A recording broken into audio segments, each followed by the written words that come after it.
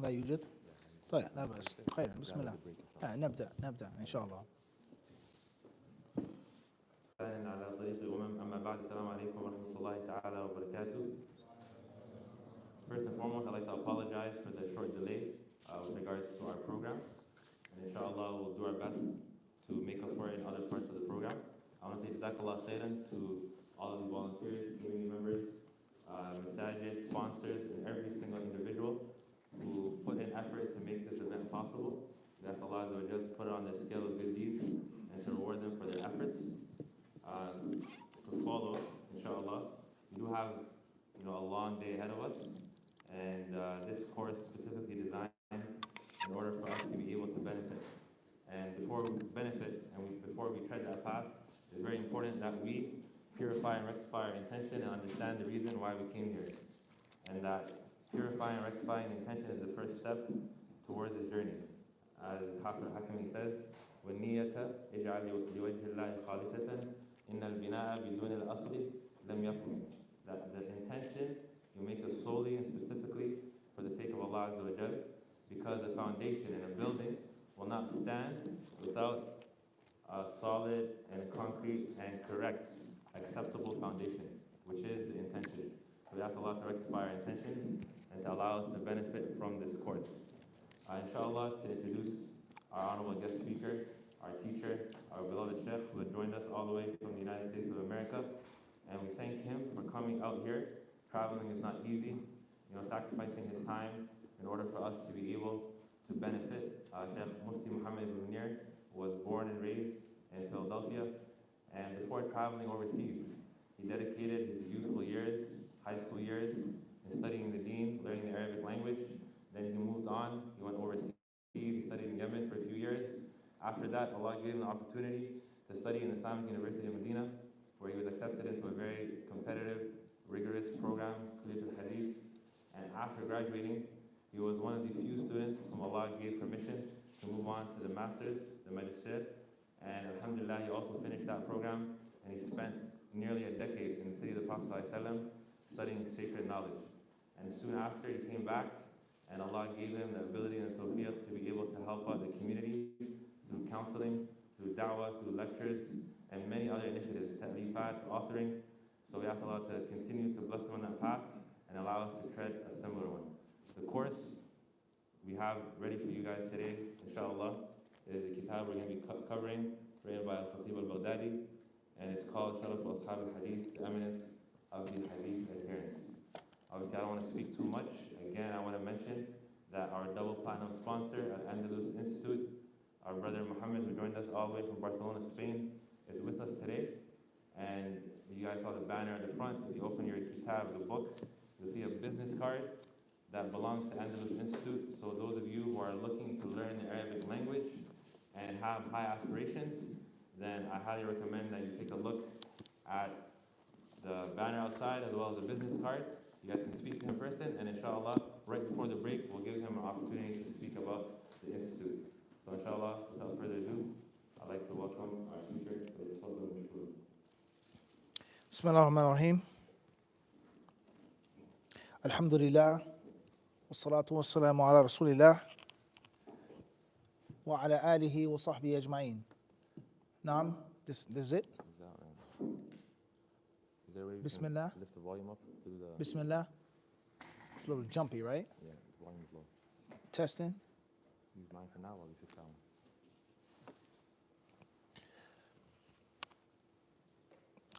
Bismillah. Bismillah. Okay. Bismillah, alhamdulillah, wa salatu wa salamu ala Rasulillah, amma ba'd. Assalamu alaikum wa rahmatullahi ta'ala wa barakatuh.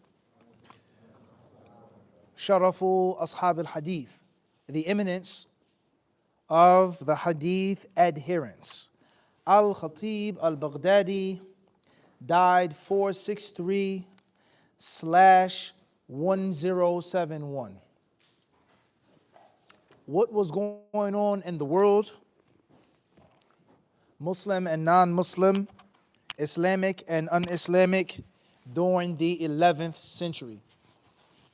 Who can tell me what were the main key big things that were happening and going on in the world, Islamic and outside of the Islamic world in the 11th century? Anybody?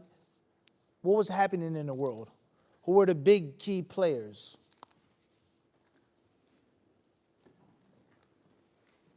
Anybody? If you don't know, take a guess, take a shot, right? What was going on in the 11th century? What wars were fought? What kings and monarchs were there? What empires and dominions were there? What were the Muslims into in the 11th century of the Common Era? Anybody got a shot? Anybody got an idea? A brother or sister? Anything from the 11th century? Go ahead, Akhi. The Crusades in the 11th century. Anything else? You guys agree with that? In the 11th century? No? When were the Crusades, Eunice?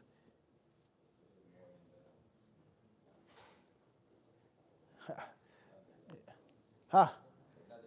Not in the 11th? Tayyib. Okay, so he says the Crusades. Anybody else? Anything else that was going on? Is this as loud as it gets, someone? This is loud as it gets? Anybody else? Anybody got a guess? What was happening in the 11th century in the world with the Muslims? The 5th century of the Hijrah. Who were the leaders of the Muslims at that time? The Abbasid Caliphate. All right? The effects, the benefits, the pros and the cons, when you study a book, when you study the life of the author of the book, it is essentially important to know the in and the outside of the author's world, the environment. And that's because 9 out of 10 times, the environment and the atmosphere of the author is going to have a direct and a reactionary effect on the author and the authored work. Everyone understand this? And the same applies to other aspects of life as well. Sports, politics, music, entertainment. It's no different. What made this person what he was? What drove him and pushed him? Right? What were the things that he or she was fighting against? Physical difficulties, challenges, stereotypes, the advancements of science, technology, religion. It's pivotally important to understand the different ups and downs of religions and faiths, what led to the Crusades. First, second, third, fourth, fifth. Right? What led to this expansion? What led to the great divergence, so on and so forth, the age of exploration, the age of enlightenment. What caused people to start thinking about science and technology, right? It's crucially important. So we have to understand the historical context of the author, where he lived, where he grew up, where he was raised, and most importantly, the time in which he lived, right? This was at the peak of this empire, or he came at the tail end of that empire and the rising of another one. It's no different here in Canada. It's no different in Ottawa. And it's no different in the United States. Many of my ideas, thoughts, tastes, opinions are directly and indirectly influenced by the world in which what? In which I live. Everyone understand this? So this is point number 1 for this book and for what? Any other book. And it's no different. لا يختلف. لو قرأت الكتاب العربي نفس الشيء. حياة المؤلف. عصر المؤلف. هذا في غاية من الأهمية. The life, the era, the environment of the author. Everybody got this? So that's point number 1. And inshallah ta'ala, if you guys didn't walk away with anything else, فائدة محسوسة of a tangible benefit, إلا هذه لكفت. And that's because this is going to lead you and this is going to propel you بإذن ta'ala to study properly and to benefit properly from 100 other books. When you learn about the background and the environment and the atmosphere of the what? Of the author. And that's because the book is nothing more than a product of his time. Sharafu ashab al-hadith. Limada? Why? Everybody clear on this or not? Khair inshallah. So therefore, we have 2 ways of looking at it with the time that we have and the mixed crowd that we have. We have al-mu'allif wal-mu'allaf. Al-mu'allif wal-mu'allaf. The author and the authored work. All right? As far as the author, then bi'idhnillahi ta'ala, we're going to get into the main points. Who was he? Where, when was he born and raised? Why is he called Al-Khatib? Was that his name or was that a nickname? Al-Khatib al-Baghdadi. Was that the name that his mother or father gave him? Or was that a laqab? Or was that a kunya? And when you read the Islamic history, you'll find a combination of things. You'll find the kunya, you'll find the laqab, you'll find the ism, you'll find the nisbah, and you'll find the hirfa. Pay attention. Abu Abdullahi, Abdullahi. Any name that is preceded by Abu or is called a what? That's a kunya. Abu Abdurrahman. Aisha. That's her kunya, not her name. A laqab, a nickname would be such as what? What's an example of a laqab, a nickname? Name a great scholar of hadith. Huh? Al-A'mash. That's not his name. Al-A'mash. It's different, right? Al-A'mash means what? His eyes are what? Squinty. He had poor eyesight. People wear glasses today with a lot of prescription because of poor eyesight. Back then, the availability of technology, it wasn't like how it is now. So people who had bad eyesight, that's what they called him, Al-A'mash, Al-A'raj. Okay? That's not his first name, nor is that his kunya. Now, let's talk about a scholar later on. Let's give a household name of a famous hadith scholar, or any scholar. Al-Bukhari. Once again, that's not his what? It's not his first name. Another example would be what?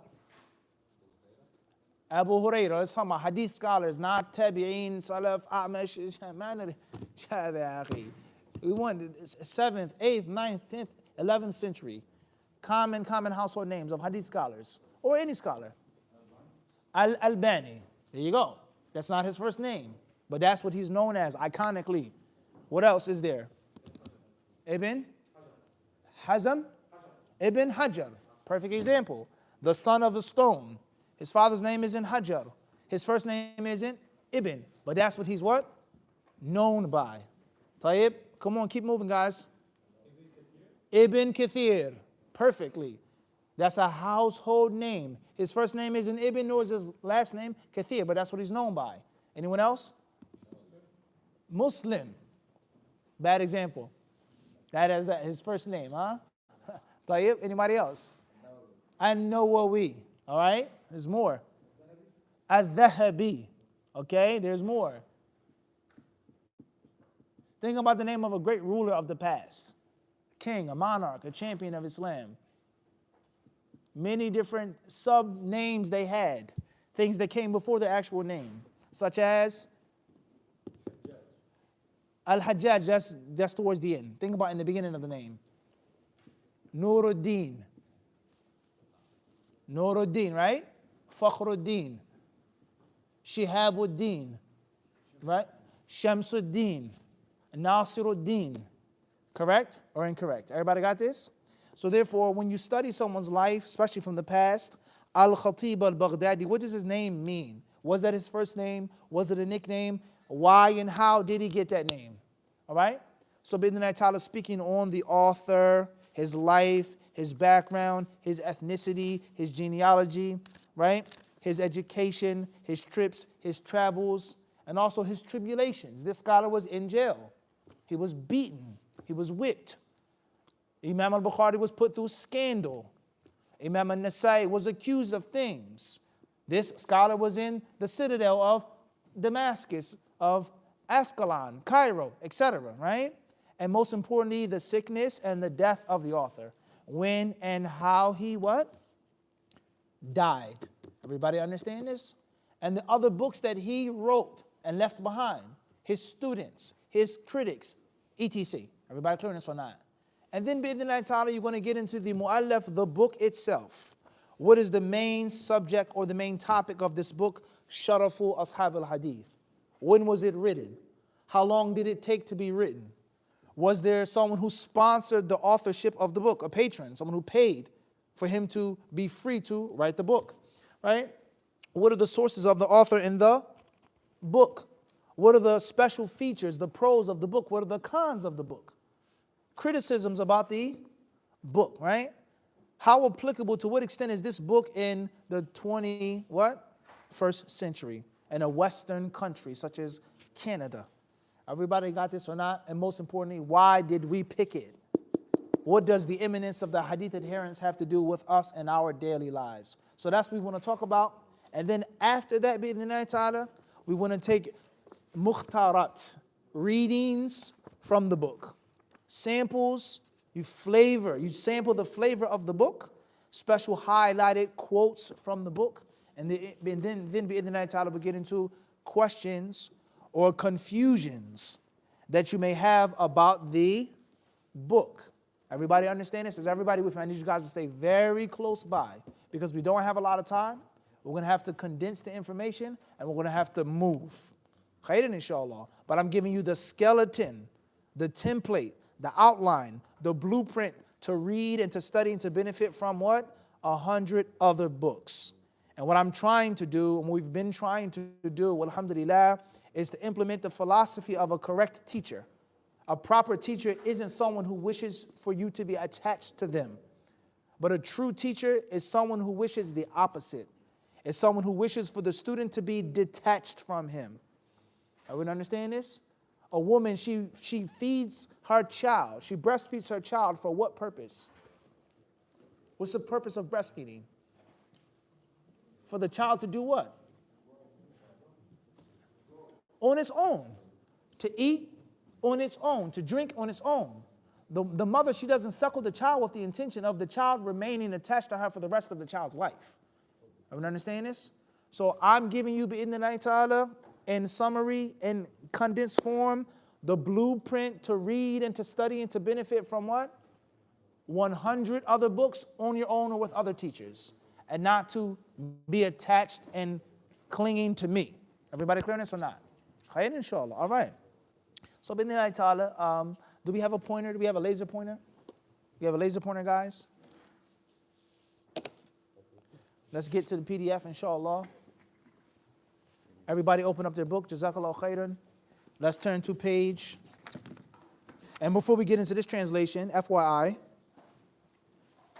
I've come across 2 English versions of this book. 2 English versions. One Dar al-Arqam, and the second one is by Darus Sunnah. And if I'm not mistaken, we did a review on both translations, all right? The pros, the cons on both translations, the accuracy of both translations. Everybody understand this? So this is one and there is another.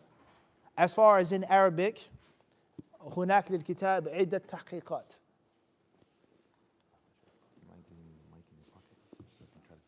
بسم الله.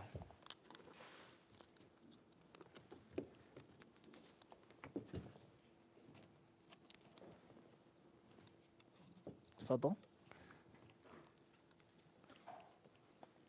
Where's Mahmoud? لا خليه يدخل يستفيد. Okay. So, واصل ولا؟ طيب تفضل. بسم الله. Trying to figure out which one is the sound system for the room. طيب. Testing. It's this one. Oh, You get to move that one up a bit. Up or down? Up. خيرا. Better. Better? Better, guys? I think It's still. Yeah. Better? I'll hold it. Bismillah. Better? لا, it's Not catching it? it's this way, No. not this way. Better? I think this is the strongest point here. All right, no problem. Yeah, we're going to use another system, but for now we'll go with this one. Okay. Next few minutes. Bismillah. Good? All right, so.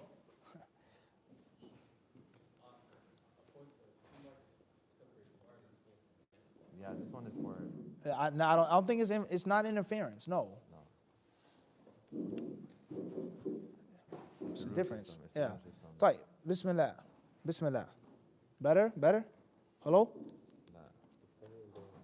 This guy's own personality. Huh? Clearly.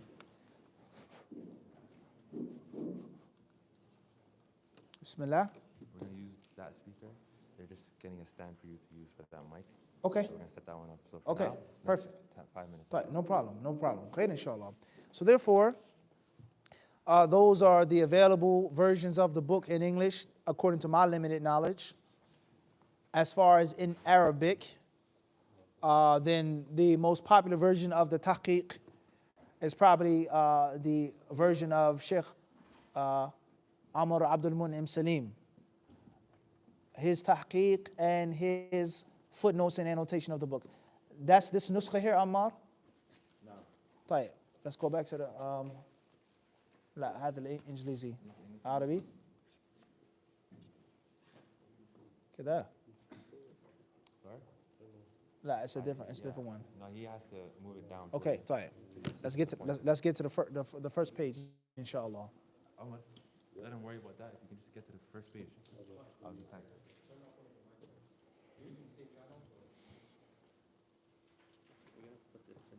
No problem. No problem.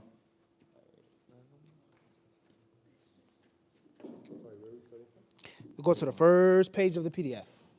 First page. The Arabic one. The Arabic, yeah. For all the, hey, jazakallah khairan. All right, tight. Okay, guys, so everybody stay with me, please. That's the second version of the translation that I was speaking on. For those who wish to purchase the book, buy the book, benefit from the book, read the book on your own, okay? Okay, so the Arabic here, this is one, where's the pointer, the laser?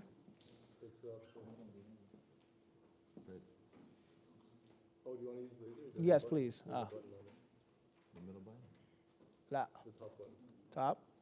Oh, jazakallah khairan. Okay, guys, so everybody stay with me now. Please don't underestimate this phase of study. This is extremely important. And most importantly, guys, this is for your personal development. Your personal development. For you to understand the science of properly reading and studying a book. This is something which is gold, solid gold to take to Medina. How to properly read, how to properly understand. So it says here, Sharafu Ashab al-Hadith wa Nasihatu al-Hadith. كلاهما للحافظ أحمد بن علي بن ثابت المعروف بالخطيب البغدادي حققه وخرج أحاديثه وآثاره عمر عبد المنعم سليم الناشر مكتبة ابن تيمية القاهرة توزيع مكتبة العلم بجدة. All right, so let's decode this now. This is the title of the book, Sharafu Ashab al-Hadith, the eminence, the nobility, disciples of Hadith, the noble guardians, etc. Then it has another book, وَنَصِيحَةُ أَهْلِ الْحَدِيثِ. And that's not here in this English one, unfortunately. They should have put that on the cover page. That's aib. It's there in Arabic, it should be what? There in English. And that is because this book contains two books. It's a main book and is a supplement. So the first book is the nobility, the eminence of the people of Hadith. And the second work is my advice, the advice to the people of Hadith. And they are complementary. One book complements the other. You guys got this? Moving forward. Both of these books, kilahuma, are by Al-Hafiz. That was his honorific title. He was Hafiz. He was a memorizer of great talent. Hafiz. Ahmed, meaning his first name is actually what? Ahmed, not Khatib al-Baghdadi. Khatib al-Baghdadi was a nickname. Khatib was a nickname. Was that his nickname, his father's nickname, Ibn Hajar, Ibn Taymiyyah, Al-Ghazali, etc., etc., etc. What's important is what his actual name. His first name was what? Ahmed. His father's name was Ali. So now this is his genealogy. And his grandfather's name was what? Thabit, hypothetically speaking. Because oftentimes there's give or take in the lineage. He's well known as the Khatib Baghdadi. All right, we're done with that. Moving forward, listen, this is very careful, very important in Arabic and in English. There's a name, Amr Abdul Mun'im Salim. He did the following things. Haqqaqahu. He did tahqiq, and we'll get into what tahqiq is. In English, you'll find verified. And that's a total blunder in Arabic. There's no verifying. Tahqiq means editing. They take the original handwritten manuscript and turned it into print. That's tahqiq. There are 3 or 4 different versions of the book in Arabic. He took all of them, compared them, and put it in the closest way to how the author wanted the book. That's the meaning of what? Tahqiq. Nasahahu fulan, da'ahu fulan, akhraju fulan. Secondly, after the tahqiq is that which is called takhrij. And the takhrij means he referenced all the hadiths and the athar that the author did what? Mentioned. So I write a book, and in that book I say there is a hadith that states love of one's country is a part of faith. Love of one's country is a part of one's faith. Hubbul watan min al-iman. Everybody clear on this? Now, I never mentioned to you where this hadith can be found. How authentic this hadith is. Is it sound? Is it fabricated? Is it made up? So you come after me, Eunice. You take my handwritten letter, you type it out, you typeset it, you put the marks, comma, colon, hyphen, right? And then the footnotes you say this hadith has been collected in this source. It can be found here for you to make your own personal referencing of the hadith. Everybody clear on this? So this is the editor and the annotator of the book. All right, let's move on to the next page in Arabic. Let's move to the next page. I can move it? I think you can, yeah. If you press the... No, only you can do it. All right, Bismillahirrahmanirrahim, keep moving, keep moving.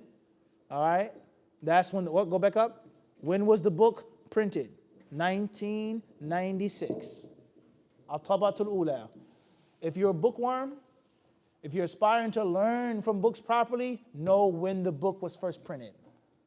It has a huge impact. 2nd edition, 3rd edition, 4th edition, a copywritten edition.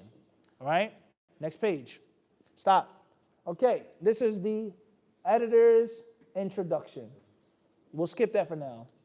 The importance of the book, the importance of the sunnah, the topic of the book. Move down. All the way to the next page. Next page. All right, stop. That's when he wrote it, 1996, okay? وهذا الكتاب الذي بين يديك أخي طالب العلم هو تذكرة من إمام كبير من أئمة أهل الحديث إلى إخوانه من طلاب العلم. طيب, he says here, this book, oh my fellow student of knowledge, meaning that this book was originally written for who? The layman? The book was not written for who? Who was it written for, Kareem? Book was originally written for the what? Student of knowledge. Knowing the intended audience of the author is crucially important. Why is the book so long? The book is boring. The book is confusing. The book is simple. The book is easy because the book was written for a specific what? Audience. He did not write this book for the date seller. He didn't write this book for the olive oil seller. He didn't write this book for the boat maker. He didn't write this book for the glass maker. He didn't write this book for the poet or the painter. He didn't write this book for this warrior. He wrote this book for a talib al-ilm. That's number one. He then says, this book is written by a great, great imam to his brothers, ila ikhwanihi, brothers that were suffering from some things, doubts, slanderous accusations, attacks, derogatory slurs and marks about people who are studying hadith. You guys don't understand. You guys are this. You're wasting your time. It isn't needed. It's outdated. It's kada. The true ilm is with the fuqaha. The true knowledge is with the people of Quran. The true knowledge is with the Sufiya, the inner knowledge. The true knowledge, etc., etc., etc. So he wrote this book to uplift, to inspire those who were like-minded with him. Everyone understand this? He didn't write this book originally for those who were opponents, but he wrote this book for those who shared his views and ideas on the excellence and the superiority of learning, studying, teaching, and propagating the sunnah of the Prophet ﷺ. Everybody with me so far? All right, moving forward. It then says, all right, let's move on to the next page. Stop. Tarjamatul Musannif, Nubdatun Mukhtasaratun. Then he talks about a summarized version of the author's life. Ismuhu, wa nasabuhu, wa kunyatuhu, wa shuhratuhu. Now let's move forward. Let's see what we got in English. Can we move down to English? How can I have control or you have control now? English, this one. I can still move? I can still manipulate this one? No, I think it's better if you does it. Yeah, you do it. All right, let's move down in English. A little faster. All right, same. See the copy? All right, move down. Okay, keep moving, keep moving. All right, that's there. Okay, keep moving. All right, let's move. All right, now go back up, go back up. Aywa. It says with accompanying notes of the author advising Ahl al-Hadith. They put that in the inside and not on the cover. But if the original Arabic is on the cover, then what? As well, even if it's in a smaller font. Even if it's in a what? A smaller font. All right, moving forward. Stop, copyright, etc. Keep going. Content, bang. Forward. The author. Who was he? Versions relied on for the purpose of what? Verification. Mush verification. Editing. Tayyib, al-muhim. Moving forward. Chapter 1, etc., etc., etc. All right, so here, let's go back to the Arabic now. Tarjamatul Musannif. All right, and let's move down on the English one. The author's life, his biography in brief. Who was he? So on and so forth. Keep going. Keep going, keep going. All right, all right. Forward, keep going. We don't want the forward right now. All right, stop. Perfect. Jazakallah khairan. The author, his name and lineage, his birth and upbringing, etc., etc., etc. All right, moving forward. So, it says here in Arabic, do we have a volunteer to read in Arabic? Fadl, Bismillah. يقول هو الإمام الحافظ أحمد بن علي بن ثابت بن أحمد بن مهدي البغدادي أبو بكر المشهور بالخطيب البغدادي. All right. So, he's the Imam, he's the Hafiz, giving him respect. First name was Ahmed. Father's name was Ali, i.e. the Muslims back in the day, and many non-Muslims as well, there was no such thing as a what? There was no such thing as a last name. Iowa. It didn't exist. That's different. It was no fulan, fulan. Even in English and other languages as well. Son of such and such. Son of such and such. Son of such and such. From the house of such and such. How did people get last names? How did last name become such a standardized thing? We don't have time to discuss that right now, but it's crucially important to know the history of names and how we got to where we are today, in which you can't travel unless you have a first, middle, and what? Last name, your ID, etc. So his first name was Ahmed, father's name was Ali, grandfather's name was Thabit, great-grandfather was Ahmed, great-great-grandfather was Mahdi Baghdadi. He was from Baghdad. Did he grow up in Baghdad? Was he raised there? Did he migrate there? None of that is mentioned right now. What's the importance of Baghdad? In brief, quickly guys, what's the importance and the significance of Baghdad? The what? Kathratul Ilm. It was a powerhouse for knowledge and science, Islamic and un-Islamic knowledge. What else is important about Baghdad? Baytul Hikmah, grand library of the Muslims, or something even older and deeper than that of importance. What's Iraq, Mesopotamia? What are the contributions of those people to our society to this very day? Language, court systems, all types of sciences that those ancient Sumerians, Assyrians, Babylonians contributed. So Iraq always was a special place. The Tigris, the Euphrates, etc., etc. It always was the cradle of civilization, right? So obviously he's born and raised many years later, but of course he drunk from the what? He drank from the water. Everyone understand this? So it's in his blood. The knowledge, the science is in his what? Is in his blood. Everyone understand this? And when you read Baghdadi, just because his name is Baghdadi doesn't mean he was born in Baghdad. His father could have migrated, or he could have migrated. He may have married a woman that was from Baghdad. Was he from Baghdad? We'll get there. And his kunya was Abu Bakr. And he got the name, he became famous as Al-Khatib. نسبة إلى أبيه علي بن ثابت فقد كان خطيبا بقرية ديرزبيجان. His father was a what? A preacher. His father gave the khutbah. His father was known as the Khatib, so they gave his son the nickname of his father. Everybody got that? And that's a lesson to be taken right there. The benefit, the efforts that the father puts for the son to reap from, or the daughter. Everyone understand it? So they gave him the nickname of his actual father. And there are many scholars like that. Ibn Hajar, Ibn Taymiyyah, Fulan, that wasn't their nickname, but it was the nickname of the father or the grandfather. And one reason or another, it got stuck. Everyone understand this? Moving forward. It then says, قال الخطيب رحمه الله في ترجمة أبيه تولى الإمامة والخطابة على المنبر. All right, their city, their village that they came from. All right, Dirzi, this place here, his father was the imam there. مولده, when was he born? فضل ولد رحمه الله سنة سنة 392 was when he was born. 392. So he was born in the 4th century and he died in the 5th century. Moving forward. بدء طلبه العلم ورحلاته فيه. All right, now let's move forward to the English. Let's move down. Let's see what they say in English. He was born, stop there, in the year 391 it says. And in Arabic it says what?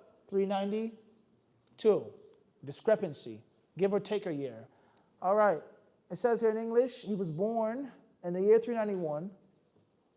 He began to acquire knowledge in the bosom of Khatib's family, though his father took great pains with his education, encouraging him to attend Hadith lectures and to study Islamic jurisprudence.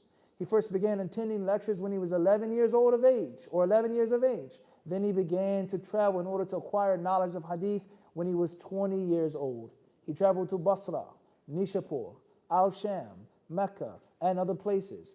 He traveled around acquiring knowledge, listening and accumulating, learning as he went until he was unequaled and achieved a high status in the eyes of the authoritative people. So we see the benefit of Arabic and English. The Arabic version gives us a little more. It talks about his father. It says here in English that he acquired the knowledge in the bosom of his family. That's great. But what bosom was that? His uncle, grandfather, his bigger brother, his older sister? Where in Arabic it clearly mentions that it was his dad, first and foremost. And his dad not only was learned, but his dad had a position. He was a formal imam. He was a formal khatib. And that has a huge effect and impact upon a person. All right, understand this. All right, moving forward. How did he travel? Where did he travel? To what countries did he travel? So on and so forth. His teachers. Move down in English. In English. Aywa.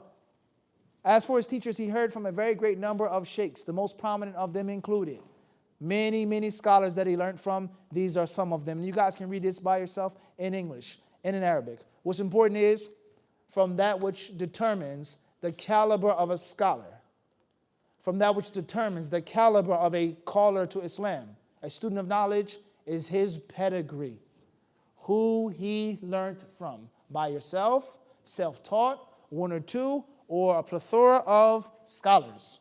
And what is their ranking? What is their degree? This is one of the ways that you can gauge something. 24 carats, 18 carats, 16 carats. What are the scales of the quality of gold, right? So when it comes to a scholar, there are different ways of measuring how many carats this scholar has. One of the ways I gave you is his what? Or her what? Teachers. Another way would be what? Exactly. The exact opposite. What he produced. Right?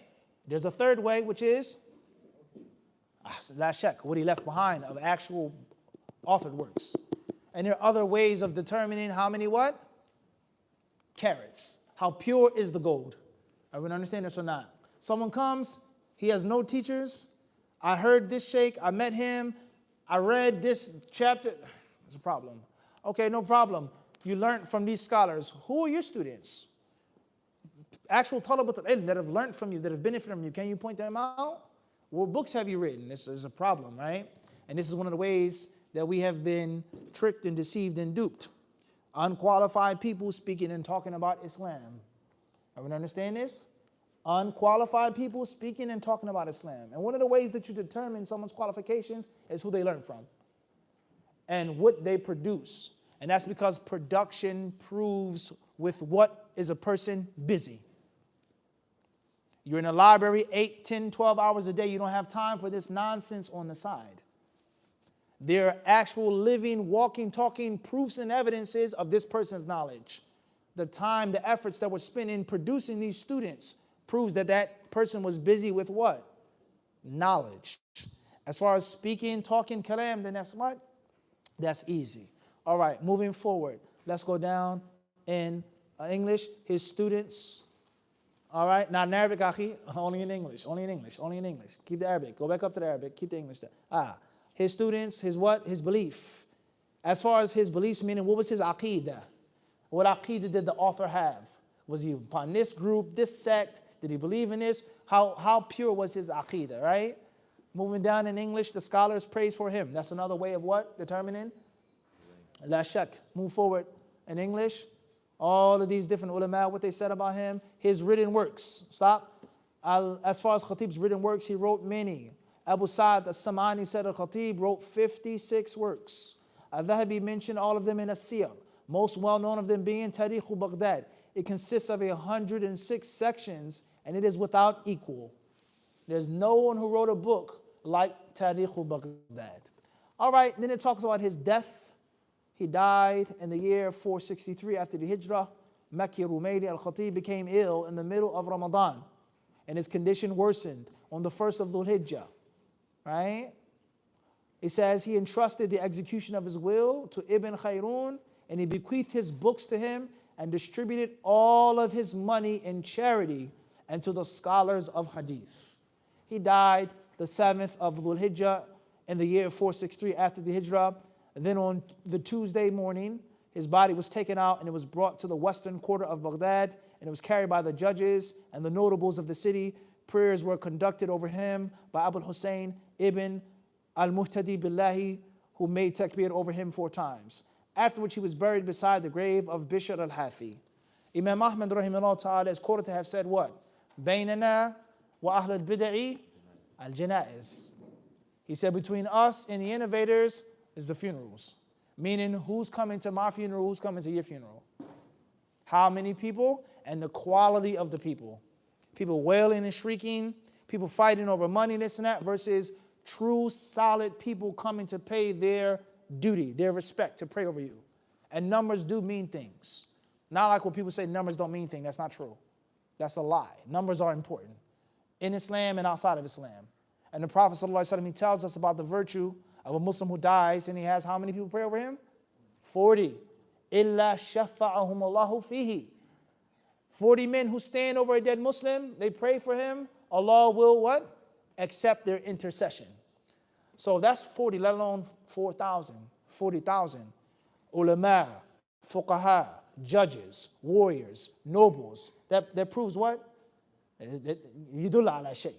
Right? And if you ever go to a janazah, you see the quality of the people at that janazah. People are wild, bugging, they smell like this, they smell like that, they're cursing, they're dressed like this. That's a reflection of what? That person's life and his lifestyle. Not saying that those people don't love the righteous people too. They may love him too. We're sad as well. But the majority of the people at this funeral, look how many ulama came to pray over him. Look how many righteous people came. That shows, that's a reflection of that person's life. All right, so that's in English. Now let's get back to Arabic. Let's go back up a page, please. All right, Mawliduhu, when he was born, when he started seeking knowledge, he says, مع بساطة أسرة الخطيب رحمه الله إلا أن أباه اهتم به اهتماما كبيرا فحظ ولده أحمد على للسماع كذا, something's missing, على السماعي, the alif is missing. That's a typo in Arabic. والفقه فكان أول سماع له هو ابن 11 سنة ثم بدأ رحلة في طلب الحديث وهو ابن 20 سنة. So he started seeking knowledge in his household at the age of 11. He didn't leave Baghdad, he didn't go to other places until he was 20.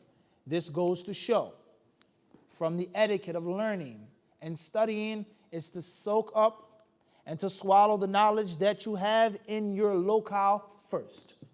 Lazy in Ottawa, in most cases you'll be lazy in Medina. Hardworking in Ottawa, in most cases you'll be hardworking in Egypt or wherever you go to study.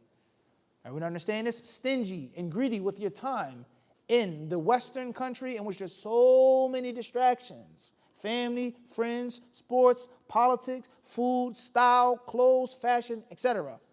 In most cases, if you're stingy with your time here, you go to other countries, you're going to be even more what? Stingy with your time. So the ulama of hadith, they traveled at a specific age and in a specific manner. It wasn't a chaotic, reckless rihla. Just go and leave and travel. And we learn that from his what? From his biography. Now let's move forward. It says here, he started seeking hadith when he was 20. Next page. All right. فارتحل فضل أبو نسيبة فارتحل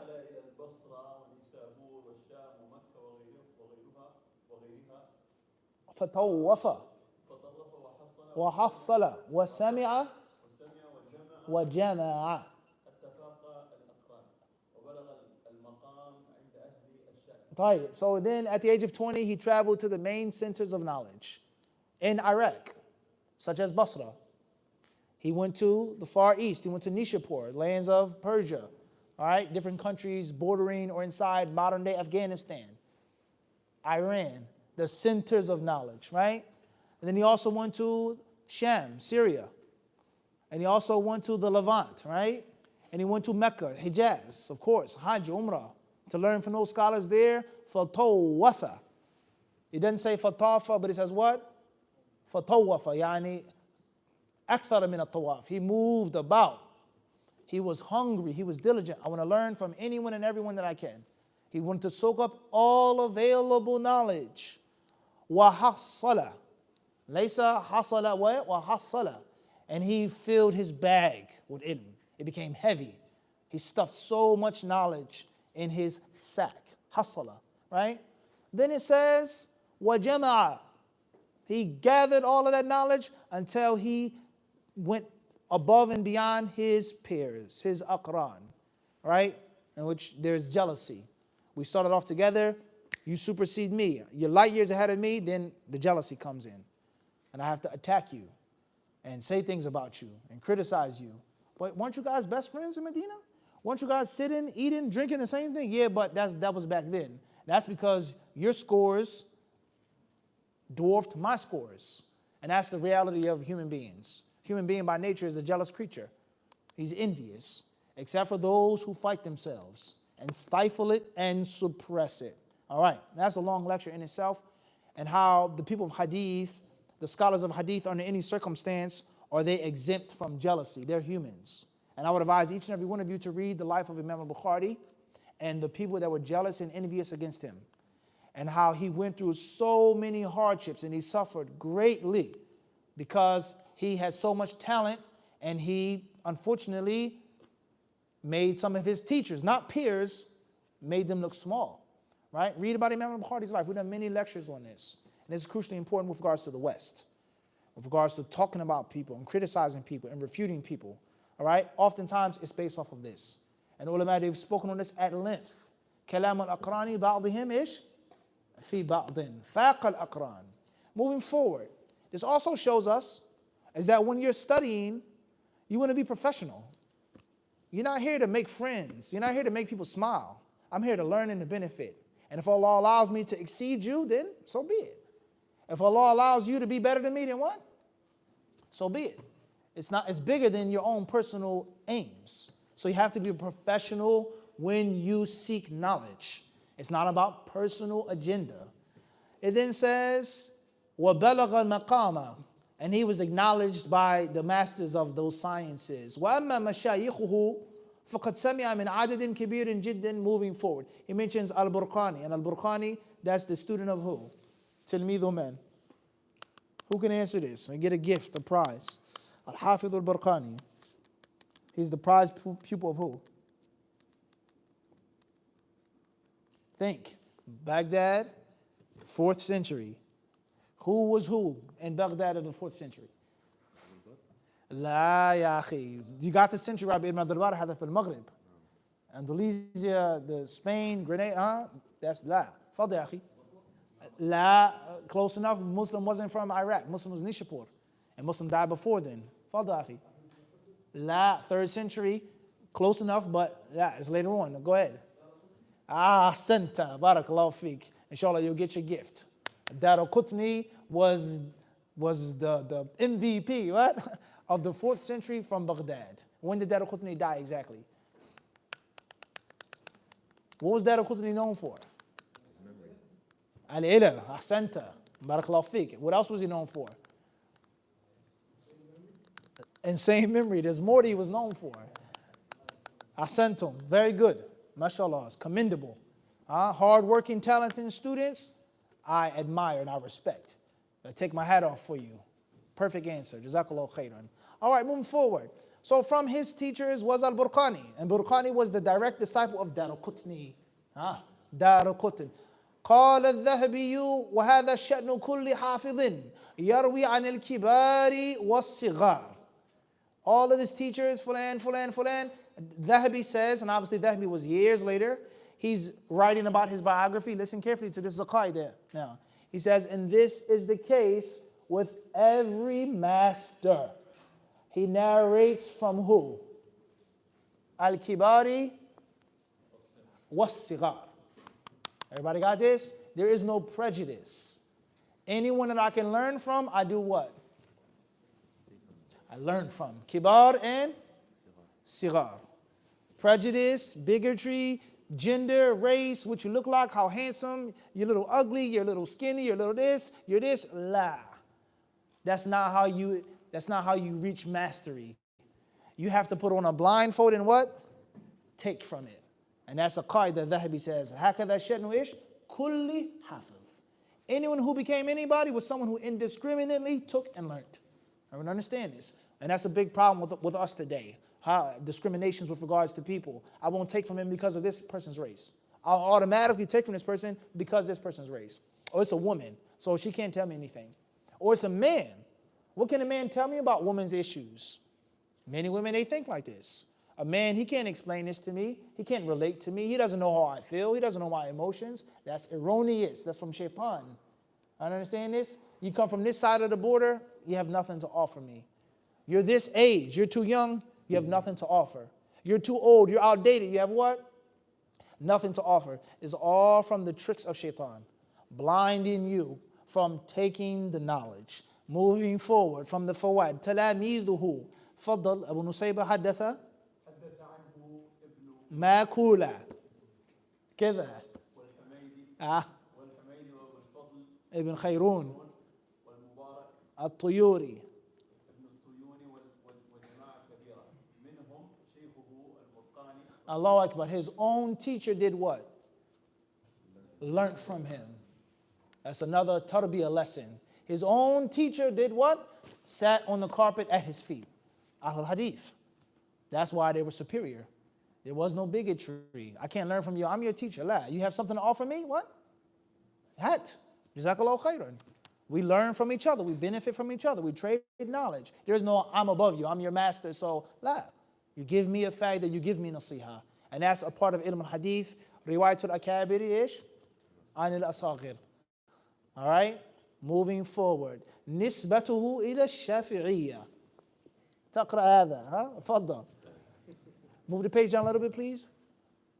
قال وتفقه على أبي الحسن المحاملي والقاضي أرفع صوتك لو سمحت. القاضي أبي الطيب الطبري قال الذهبي وكان من كبار الشافعية.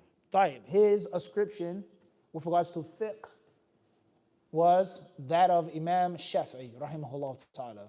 Does this mean he was a blind follower? Does it mean he was a bigot? Does it mean he was someone who was obsessed? Doesn't mean that, but that's how he traditionally learned and studied. Moving forward, معتقده فضل وما اعتقاده وما اعتقاده بالأصول فهو مبني سني المذهب. فهي سني المذهب مستقيم المعتقد ولكن نسبه بعضهم إلى الأشاعرة أو أشعرية. ولا يصح ذلك. وكل يدعي وصلا بليلى. A great champion, everyone is going to say he belongs to us. That's my best friend. No, he studied here. He learned here. This was his madhab. So he talks about what was his aqeedah. And he says that his aqeedah was salim, was sunni, a orthodox creed of Quran and sunnah, on the understanding of the pious predecessors. And there are some of the Ash'ari discipline who say that he was Ash'ari. The muhaqqiq, the editor here, he says, لا يصح ذلك. That's inaccurate. It's hearsay. People said it, but it isn't authentically traced back. What was his aqeedah? All right, moving forward. وله رسالة في الكلام في الصفات تدل على أنه على مذهب أهل السنة والجماعة وقد حققتها قديما وأجبت عن نسبتي إلى الأشعرية. He, the author himself, has a book that he wrote on al-kalam, Allah's attribute of speech. Is the Quran the speech of Allah? Is it created? Is it a hikayah? Is it a dilala? Qadim, kalamun nafs, etc., etc., etc. The long drawn out argument of Allah's attribute of speech. Does Allah speak? Can Allah speak? Did Allah speak? Is Allah's speech created? That's a big fight among those who called themselves Muslims way before the author's time. Lafdi bil Qur'ani makhluq, lafdi bil Qur'an ghayri makhluq, right? The issue of kalam. He himself wrote a book on this topic, and he also wrote a book on as-sifat in the same book. And it proves that his aqidah was Ahlus Sunnati wal Jama'ah. And this goes to show you that all of those different strands and side roads are not what? Ahlus Sunnah wal Jama'ah. Ahlus Sunnah wal Jama'ah, their path and creed is clear. It's one. There is no side version, la, 2.0, 1.0, la, abadan. It's one aqidah. And that's the aqidah that's directly taken from Quran and Sunnah, regardless of the different details and the different issues, etc. Moving forward, he says, I myself, I've edited this book, and I have answered and responded to the claims that they made, saying that he was Ash'ari, and the author was not Ash'ari. Next point, ثناء أهل العلم عليه. قال ابن ماكولة فضل كان أبو بكر كان أبو بكر آخر الأعيان ممن شاهدناه معرفة وحفظا وإتقانا وضبط للحديث رسول الله صلى الله عليه وسلم تفننا وتفننا في علله وأسانيده ها وعلما بصحيحه وغريبه وفرده ومنكره ومطروحه ولم يكن للبغداديين بعد أبي الحسن الدراقطني مثله. طيب. Now he mentions now, what did the scholars say about him? What did they say about him? So Ibn Makula, who's a great author himself, he says the bottom line is that Khatib al-Baghdadi rahimahullah ta'ala kana akhir al-a'yani. They say he was the last of the greats. There's no one else who came after him of his caliber and of his level. All right? And obviously he had a great deal of mastery, knowledge, memorization, understanding, and precision pertaining to the hadiths. Moving forward, he says Iraq and Baghdad did not produce someone after who? Daraqutni. The last person, the close person to him was Khatib al-Baghdadi.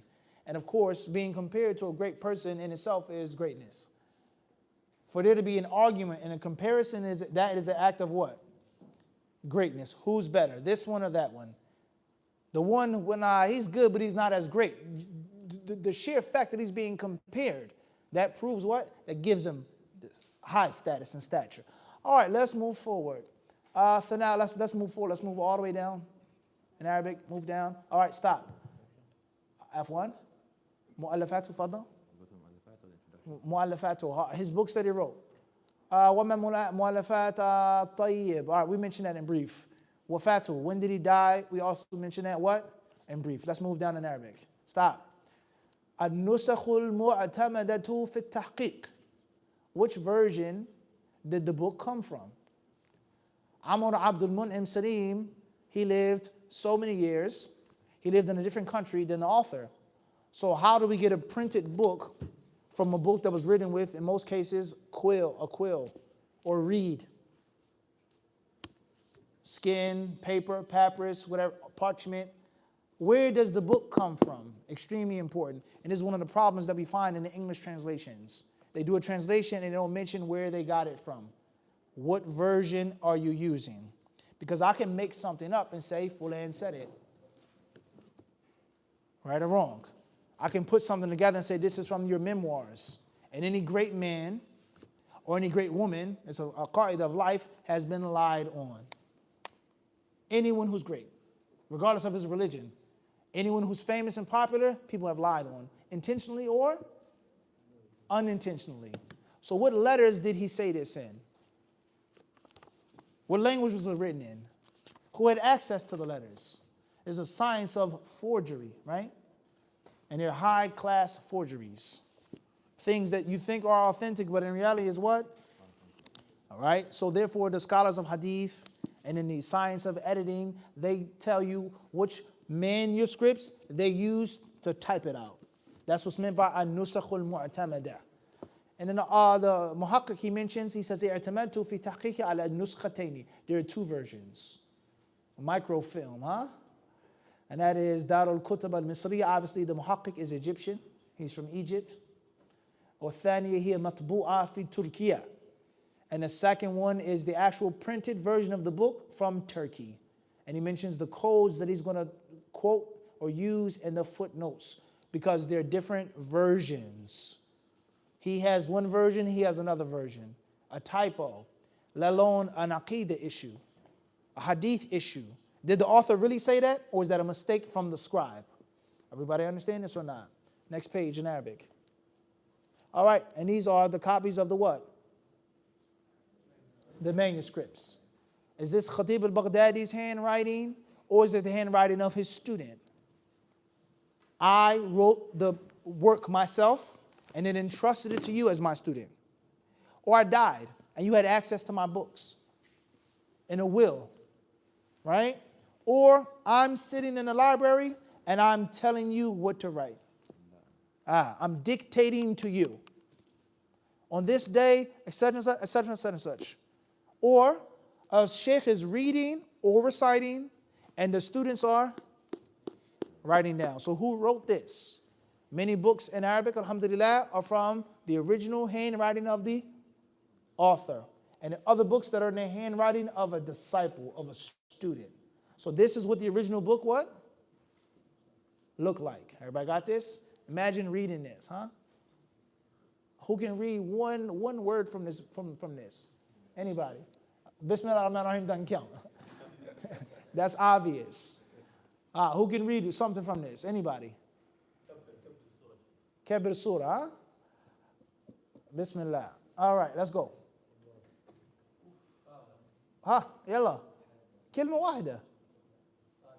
One word. Where's Hadith?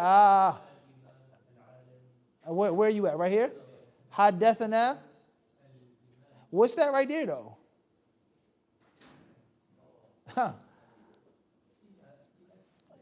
You definitely got Imam right. That's a fact. You definitely got Haddathana. What's that right there? Al-Alim. Al-Hafiz.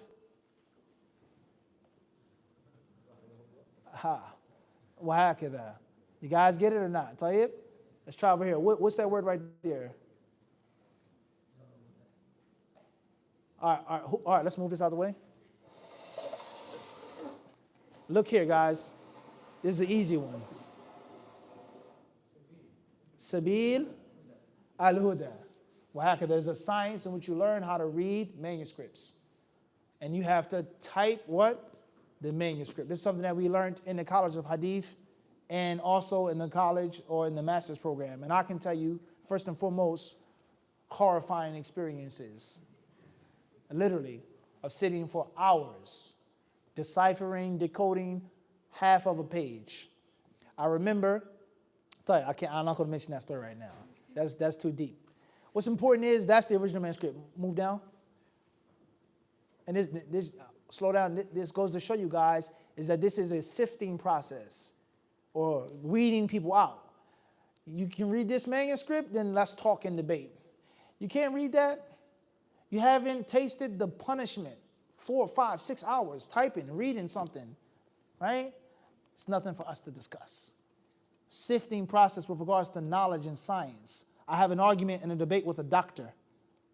This doesn't make sense. This is kada, this is kada. The doctor says, okay, no problem. Do you know this term? Have you kada? Can we discuss this? Oh, no, it says that. Please, don't speak about medicine then. You understand? And this is how science remains pure. If the mechanic was allowed entrance into the theater of surgery, what would happen? And if the brain surgeon went into the garage, under the hood of the car, what would happen? Are you understanding this? So this is one of the ways that Islam, unfortunately, in the da'wah to Islam, and it became weak. People were allowed entrance which had no right to what? To enter. And one of the ways of sifting through is this. Let's talk about Bukhari right now. Right? We talk about this, we discuss this, then maybe we can perhaps get into what? These other issues and these other problems that you have. Moving forward, this is Al-Waraqatu Ula. Next page. All right, that's another version of the manuscript. Go back up. Can we spin it around? Rotate it.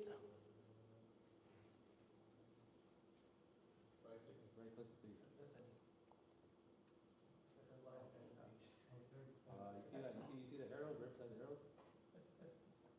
Bismillah.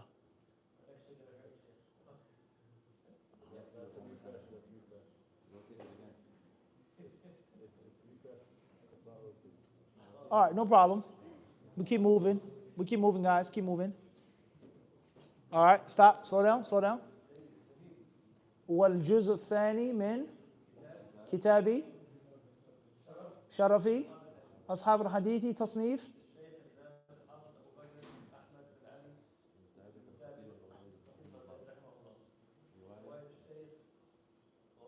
Come on, man. That's super easy. Al-Amin.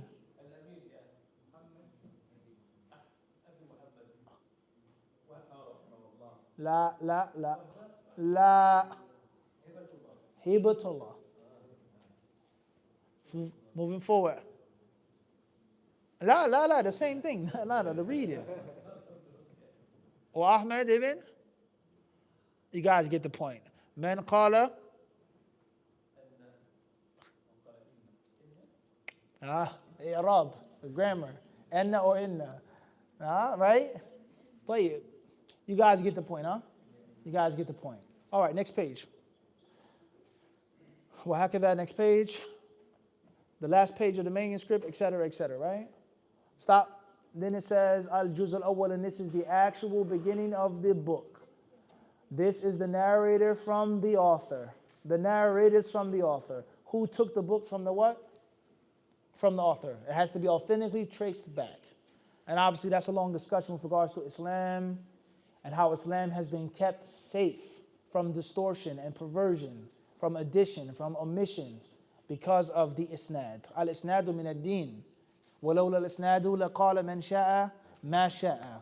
Right? Al-isnadu silahul mu'min. The weapon of the believer is the chain of narration. Where are you getting this information from? When did he say it? How did he say it? وَهَكَذَا. The sanad is the shield for the deen. It protected the deen, kept the deen safe and pure. Moving forward.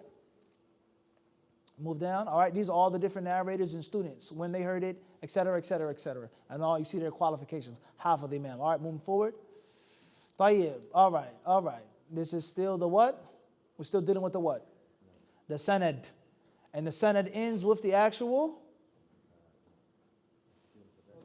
The author himself. Everybody understand this? Very different than a person who writes a book and starts the book off in the first person. But the students, in actuality, they're presenting the what? The book from the teacher. Everybody with me or not?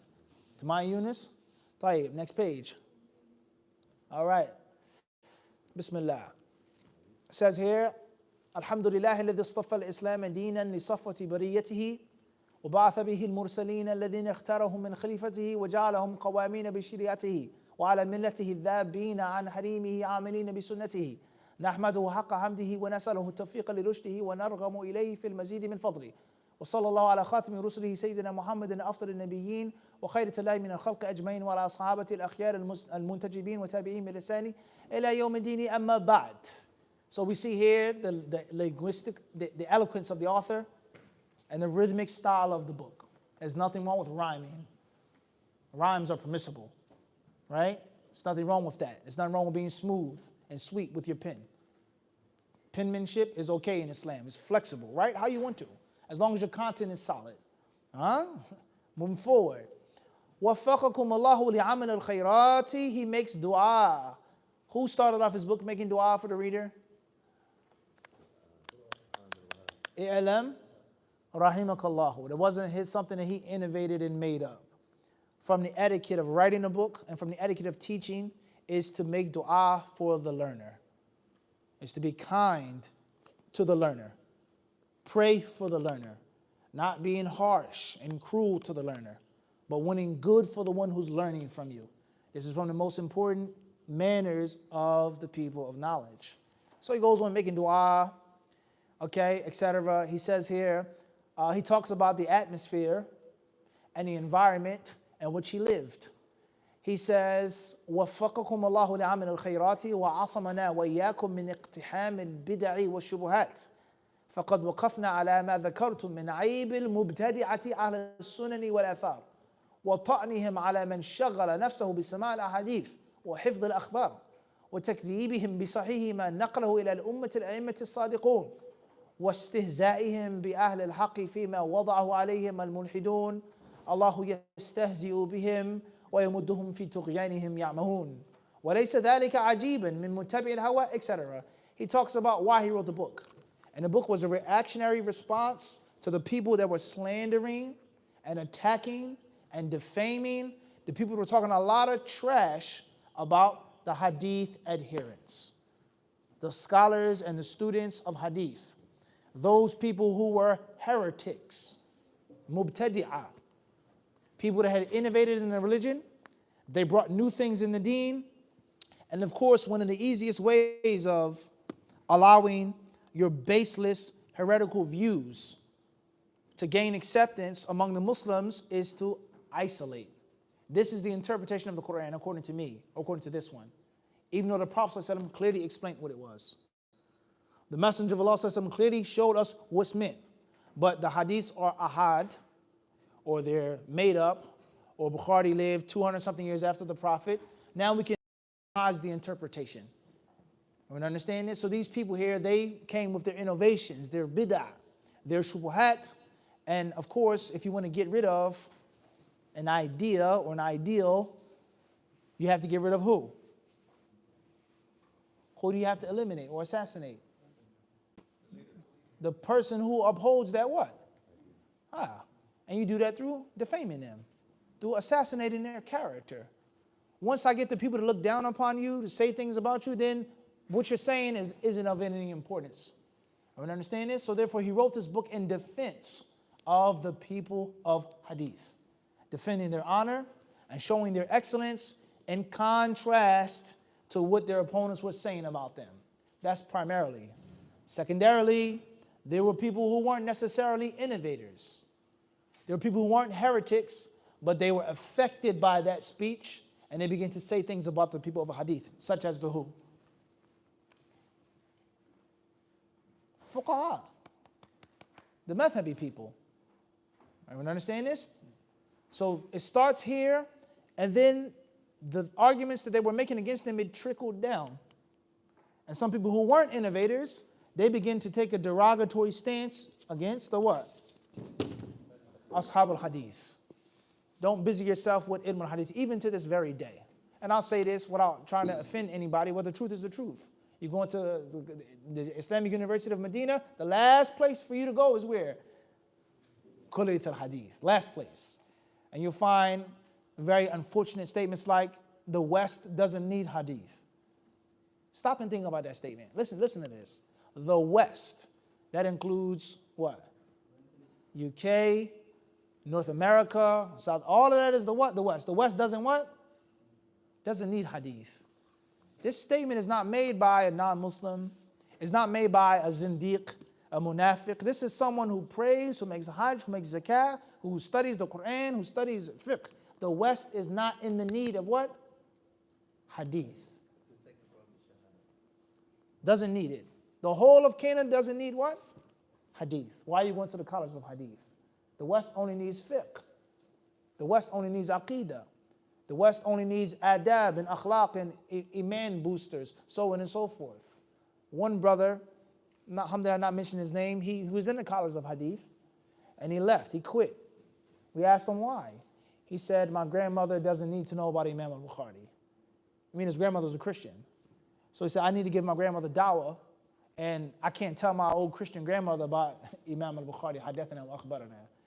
You guys get the point I'm trying to make? This is not a munafiq. It's not a kafir making this statement. This is a what? A Muslim, a mu'min, inshallah ta'ala. So those different arguments and those slanderous assaults, they did what? They trickled down. But it started off with people who weren't believers and people who wanted to destroy Islam, and they gradually they crept into the what? The ranks of the Muslims. All of those people are on the what of the author? They're in his what? His field of fire.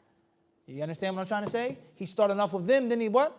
Everybody else who has anything negative to say about Hadith and his people and his students and his scholars and those who wield and bear it, they are all addressed in this book as well. Everybody got this or not? But the biggest or the first target were those who were actual kuffar. People who follow their desires, people who came to destroy Islam from within. And one of the easiest and fastest ways of destroying Islam is to isolate the Quran from Hadith. And to allow the Quran to be open to anyone's interpretation or understanding or practice. And you can see that even to this very day. To this what? To this very day. We'll accept the Quran, but we won't accept the Hadiths. Why don't you accept the Hadiths? The Hadiths promote violence. The Hadiths promote misogyny. The Hadith promotes disrespect to science. Superstition is in the Hadith. When you go to sleep, shaitan, what? You oversleep for Fajr, urinates in your ear.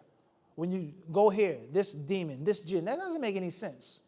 That's erroneous. That's before the event of science. But the Quran will accept the Quran. They can't outwardly deny the Quran and reject the Quran because that would clearly prove their kufr. So therefore, they strategically try to outflank it. We accept the Quran, but those hadiths we're not too sure about. And this person or these people, they don't understand, they don't realize all of the problems that you have with the hadith, 9 out of 10 of them are the same problems found with the what? With the Quran. Atheists, people who have no religion, they make the same attacks on the Quran. The Quran is full of violence. The Quran is full of oppressing women. The Quran is full of Arab superiority.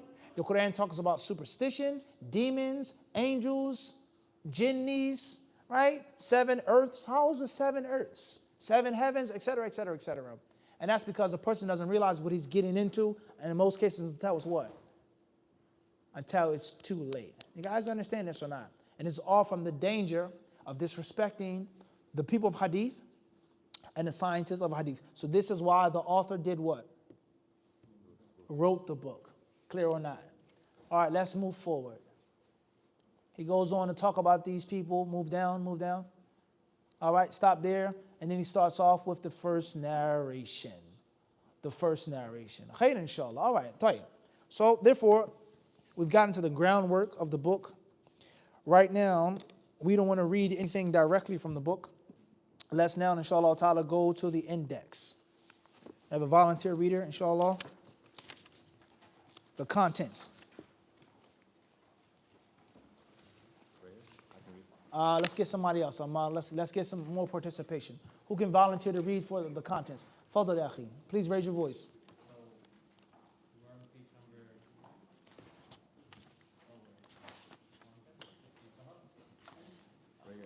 number. Bismillah. La, in English is fine. Content, translators forward, Siyar al-A'lam al-Nubala, author's biography, the eminence of the Hadith adherents, author's forward. All right, we covered all of that. The foreword, the biography, and the author's introduction. First chapter is on page number 59. Chapter, that which was narrated from the Messenger of Allah sallallahu alaihi wasallam, in encouragement of conveying and memorizing from him. The hadiths that are mentioned, authentic and weak. What was mentioned regarding the Prophet ﷺ's encouragement for people to listen and to hear his words, memorize them, and do what? Pass it on. And of course, this is one of the cornerstones of the whole concept of Ahlul Hadith. Those who busy themselves with learning the Sunnah and doing what? Spreading it. That's first chapter. Chapter number 2. Request of the Prophet sallallahu alaihi wasallam to honor the people of Hadith. The Messenger of Allah sallallahu alaihi wasallam's advice, his bequest. When you see people learning my Sunnah, passing it on, respect them. Do not disrespect them. Number 3. The statement of the Prophet sallallahu alaihi wasallam, Islam began as something strange and it will return to being strange, so glad tidings to the stranger. Islam began as something strange, and it will return to being something strange. Meaning, in theory, hypothetically speaking, the stranger, the Muslim, the more authentic his Islam is.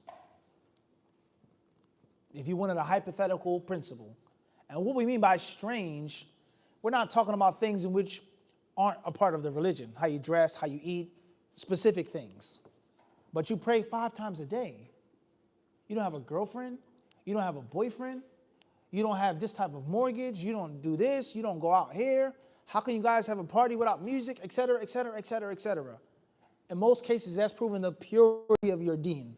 And that's because there are things that are abominations to us, that are normal to people who aren't Muslims or people who aren't practicing. You pray 5 times a day? What do you mean you don't take the bonus? You don't take the grant? You don't take this? What do you mean you pay such and such? What do you mean you only strangeness? So Islam began as something strange. Being strange for the right reason isn't a what? Bad thing. You guys get this? And the popularity of Ahl al-Hadith in comparison to the other disciplines, the other types of scholars, they were considered to be what? Strange, rare, endangered. And that wasn't necessarily a what? A bad thing, because Islam itself began as something which was, it was unpopular. They were the minority. This is extremely important, guys, in 2022. How you dress, what you wear, what friends you have, what you study, what you do for a living, how you make your money, how you spend your money, what type of house you live in. If you want to be accepted by all, loved by all, you want everyone to clap their hands and say, bravo, something's wrong. That's a fact. If everyone is applauding you, something's up. Something isn't right. And the Muslim, no matter how cool and normal you want to be, if you're practicing a religion, is at one point in time, you're going to be a sore thumb. You're going to be an oddball.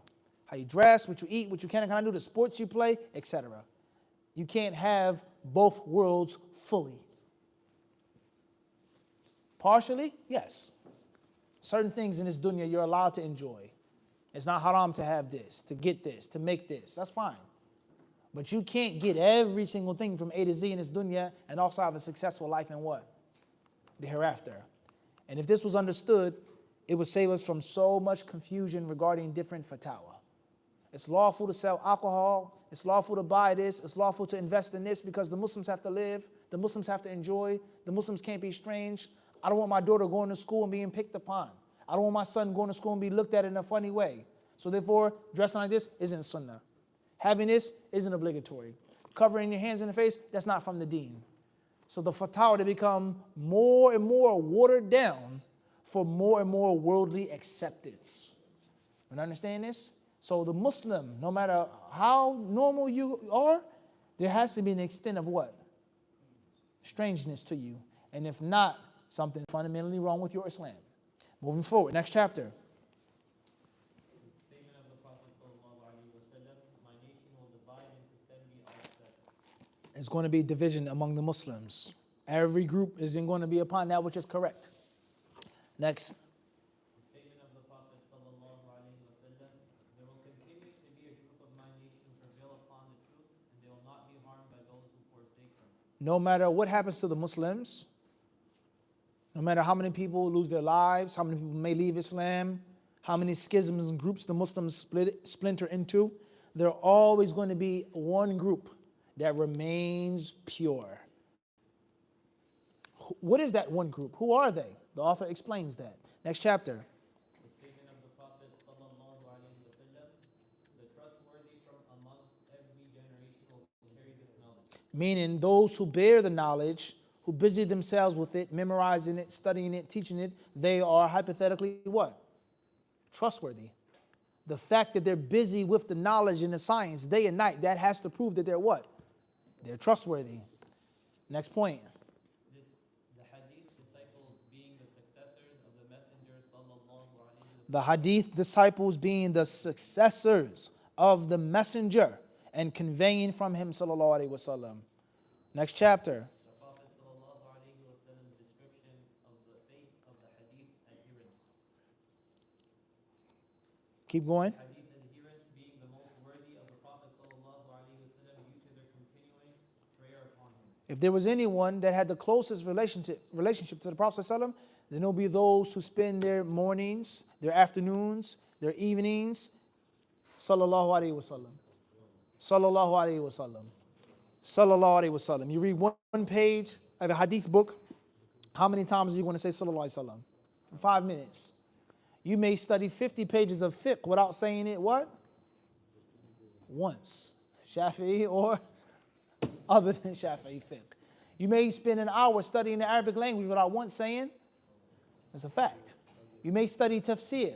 You may go on for 10, 15 minutes without once saying, everyone understand this? Let alone the other sciences, but it is impossible for you to go for 5 minutes, 10 minutes, studying and learning hadiths, except that you're going to say what? In abundance. And the Prophet ﷺ, he said something about that which we can't get into right now. Moving forward, next chapter. Prophet sallallahu alaihi wasallam giving of glad tidings to his companions regarding the students of hadith after him and the chain of narration connecting. Glad tidings. There will come a people who will hear from me. Tasma'una wa yusma'u minkum wa yusma'u mimman sami'a minkum. Next chapter. Mention of the virtue of the isnad and it being something Allah has specified for this ummah. That the Muslims are the only nation that have a thing which is used all of the time, and that's the chain of narration. Now, take a brief pause, guys. There are chains of narrations among other religions and other faiths, but is of no comparison to the authenticity and the reliance and the dependence upon the isnad in the Islamic tradition. And that's something, this is one of the reasons why our religion has remained so pure. And it's one of the reasons why people are fighting so hard, spending so much money, using so much military force, so much propaganda and brainwashing to reform Islam and to tweak it and to modify it. And one of the things that prevents them from doing so is the isnad. And that's why people of the authentic way are described as fundamentalists, extremists, etc., etc., etc. Moving forward, in other words, revolution and reform happened to those other religions. So the Muslims now, they must go through the same process. Unfortunately. Moving forward. In mention of the Asani being the means towards understanding the rulings of the Sharia. Fiqh. The gateway to fiqh is what? Hadith. When you get inside the gates of the city, it's based off of what? Hadith. When you leave in the city, it's based off of what? Hadiths. I would say, and Allah knows best, 7 out of 10 fiqh issues, maybe even more than that. The differences between Abu Hanifa and Shafi'i, the differences between Malik and Ahmed, the difference between this group and that group, 7 out of 10 times is based off of what? Before interpretation, the hadith itself. Abu Hanifa says this is lawful. He didn't hear about the hadith. Shafi'i says this is haram because of the hadith. The Hanafi says this is invalid, and there's a hadith that proves that it's invalid. The Shafi'is come along and say that hadith is extremely weak. One hadith which is accepted among all of the schools, but they differ on its i'rab. Dhakatul janeen, dhakatu ummihi, ummahu, dhakatu, dhakati, dhakata. So the hadith, no doubt, is the vertebrae of fiqh. And those who tell you otherwise, they're not keeping it real. And you study comparative fiqh, you'll see it's very hard to get away from the discussion regarding hadith. So therefore, a simple equation is, if you want to master fiqh, a little bit of common sense will tell you you need to what? Master hadith. That's common sense. Next chapter. The hadith adherents being the guardians of the Messenger sallallahu alaihi wasallam due to the preservation of the sunnah and differentiating between them. The hadith adherents being the sentries of the religion. The guards, the sentries, protecting the deen from distortion. Moving forward. The hadith adherents being the inheritors of the Messenger sallallahu alaihi wasallam. The heirs of the Prophet alayhi salatu wasalam. Tayyib. Jazakallah khair. Let's get a new reader. New volunteer, please. Anyone like to read? Fadal akhi. Please raise your voice. Which page are we on? 139. What's the virtue of enjoining the good and forbidding the evil? What's the obligation of enjoining the good and forbidding the evil? What's the danger? What's the sin of not enjoining the good and forbidding the evil? He's proven the sharaf, the nobility of Ashab al-Hadith, point by point. Next chapter. The best of people. Next chapter.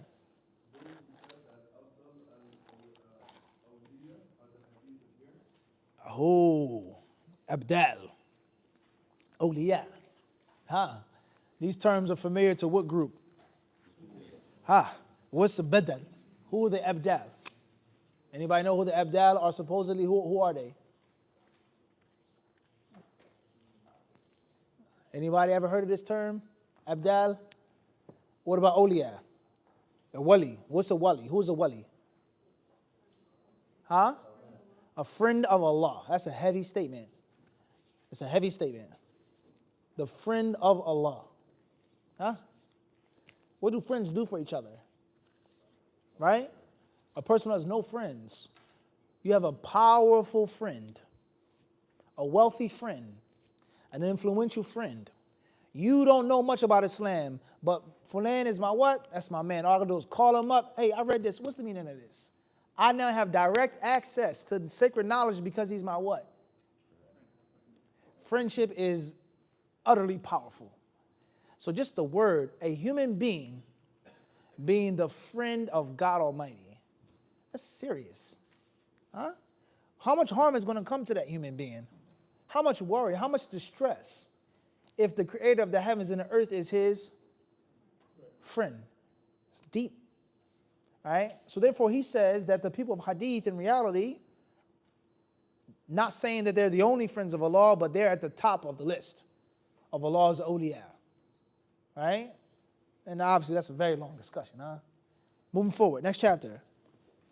Those who said, were it not for the hadith adherents, Islam would have disappeared. Allahu Akbar. There were people who made that statement. If it wasn't for the scholars and students of Hadith, there would be no Islam. Is that extreme? Is that an overzealous statement? Is that an immoderate, unbalanced statement? We have to see what the author says about that. Next chapter. Those who said, the truth is with the hadith adherents.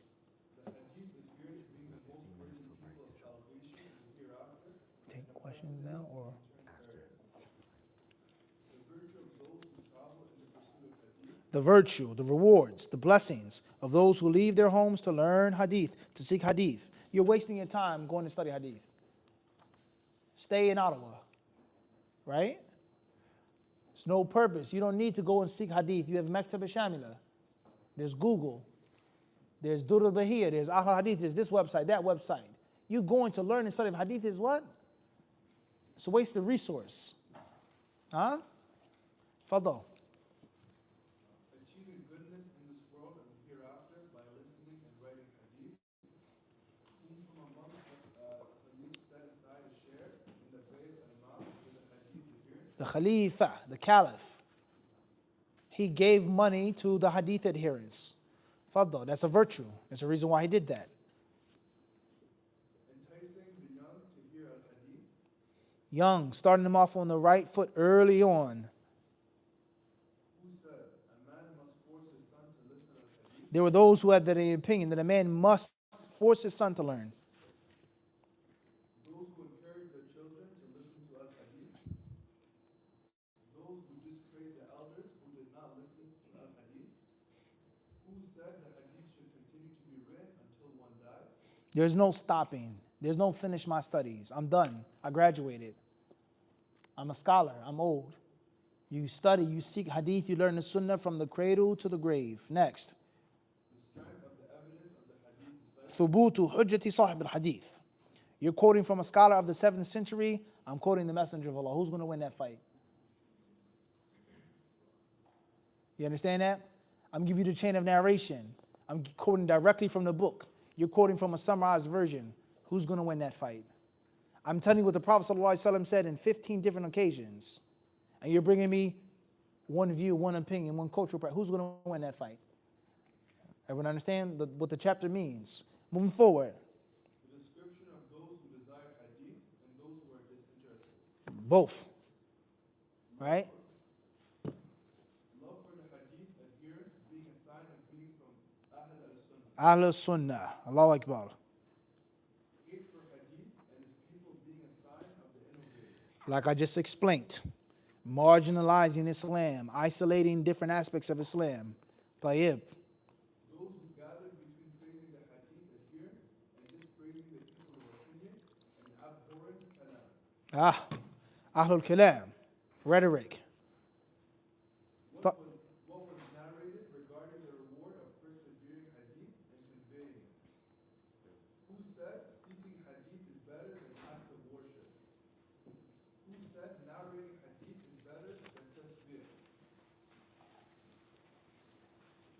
Jazakallah khairan, new reader. We have a new volunteer. Father Kareem. Who said narrating hadith is equal to teaching the Quran? Who said narrating hadith is akin to prayer? Who said narrating hadith is better than voluntary prayer? Who said writing hadith is better than voluntary fasting? Who used to seek healing through hadith reading?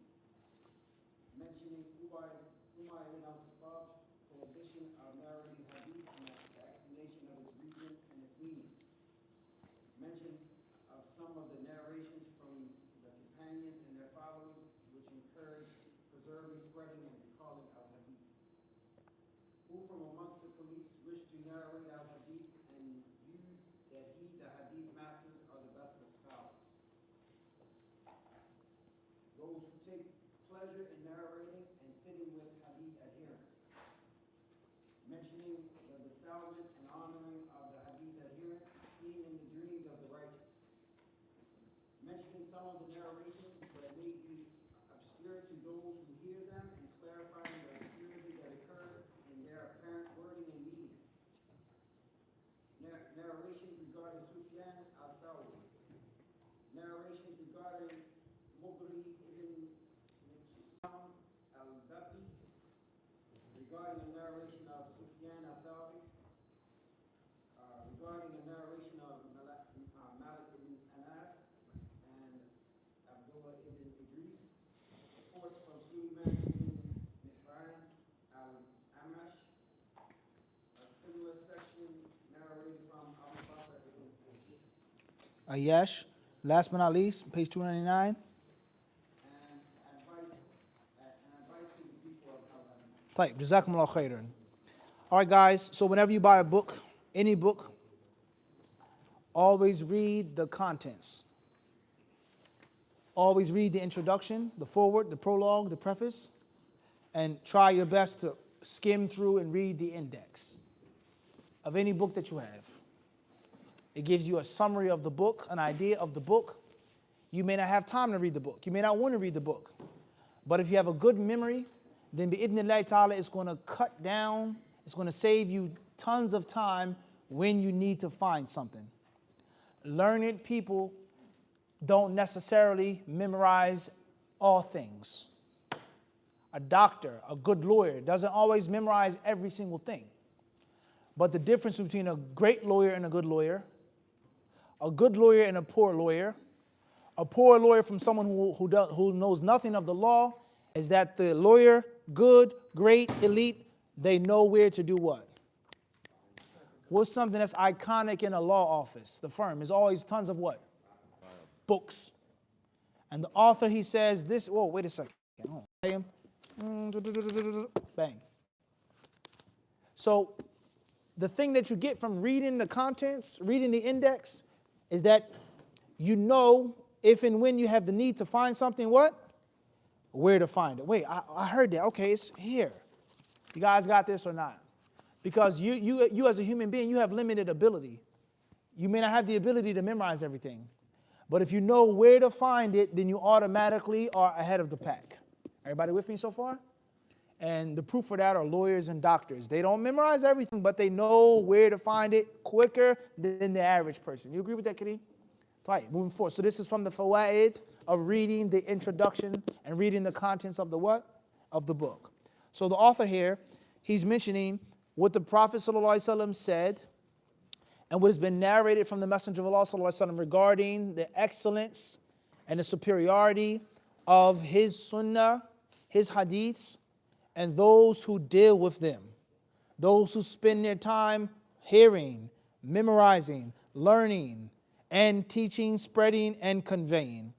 And there are different ways that the Prophet ﷺ praised the people of hadith. One chapter the Prophet gave glad tidings. One chapter the Prophet encouraged. One chapter the Prophet warned. One chapter the Prophet declared. One chapter the Messenger of Allah ﷺ, they are the heirs, my successors. Everybody understand that style? And then the author, he also mentions what the early ulama said about the people of hadith. Those who said that reading and studying the hadith is better than this act of worship. Better than that voluntary act of worship. What could be better than voluntary prayer? What could be better than voluntary fasting? What could be better than voluntary hajj? What could be better than this act? Some scholars, they said reading and studying the sunnah supersedes all of those voluntary acts. Everyone understand that? Those people who had their own personal experiences with hadith. There were scholars who read the hadiths and they became cured from illnesses. There were scholars who he tasted sweetness through studying the sunnah. Everyone understand this? Those scholars who said that the child has no option. Hadiths are so excellent, so awesome, you have to force your child to learn them, even if the child doesn't want to. وهكذا. What were the positions of the leaders with regards to the hadith scholars? A king, of course, the king, he has a court. And everyone in the court, they demand and they request time, money, and attention. Everyone understand this? And within that fight or that competition for money, for sponsorship, for endorsement from the king are the groups of Muslims. So the Sufi head, the head Sufi master, he's going to go, or he may go to the ruler and says, look, we need to build a new lodge. We need you to sponsor these students. The fuqaha, Shafi'i, Hanbali, Maliki, Hanafi, they're going to go to the ruler, or the ruler may come to them and says, look, we want to support the knowledge. Support us. Give the funding to the Hanafis. This college, right? There's going to be competition of who gets the biggest slice of the what? Of the budget, the funding, right? Support this college, support this facility. They're going to argue and fight how much money, who gets what. So the author is mentioning is that there were different khulafa, rulers, caliphs, that looked over all the other groups and said, I hear what you're saying, I see what you're saying, I get it, but this group right here, these are the true scholars of Islam. Or these are the best from among the scholars, give them the gold. Because money is needed for hadith. No money, no knowledge. Everyone understand this or not? And then the author, he mentions about dreams. There were great righteous men and women who saw dreams in which they saw the Prophet, sallallahu alaihi wasallam, in which they saw the messenger. They heard the messenger say something about those who seek hadith, etc. So that's a summary of the contents. Khair, inshallah. So we'll stop here for the first intermission and the first break. And then bi'idhnillahi ta'ala, we'll come back and get deeper into the book by the permission of Allah subhanahu wa ta'ala. Jazakumullah khair, and thanks a lot for your time, for your attention, for your respect, and for those brothers and sisters who participated. You can me back in 30 minutes. It's a 30-minute break. 30-minute break, and then we come back, inshallah. Inshallah.